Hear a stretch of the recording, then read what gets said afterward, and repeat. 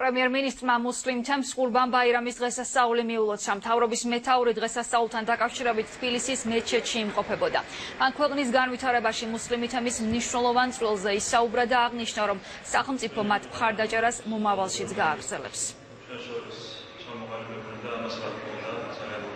ჩვენი ქვეყანა ამაყობს მრავალფეროვნებით, როგორც ეროვნული, ისე რელიგიური მრავალფეროვნებით.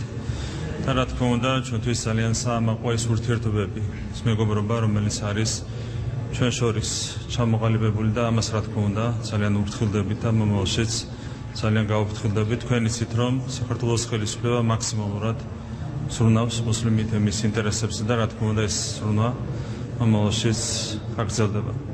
თქვენ ძალიან დიდი წვლილი შეგაქვთ ჩვენი ქვეყნის განვითარებაში, ჩვენი ქვეყნის წინსვლაში და ამისათვის მინდა ძალიან დიდი მადლობა გადაგიხადოთ თითოეულ თქვენგანს. თქვენ განსაკუთრებული წვლილი მიგიწვით ჩვენი ქვეყნის აღშენებლობაში და ბუნებრივად ამას საქართველოს სახელმწიფო ერთის მხრივ აფასებს და მეორეს მხრივ მუსლიმთები ჩართულია ყველა იმ პროცესში, რასაც ერთიანი ქართული სახელმწიფოს შენებლობა ქვია.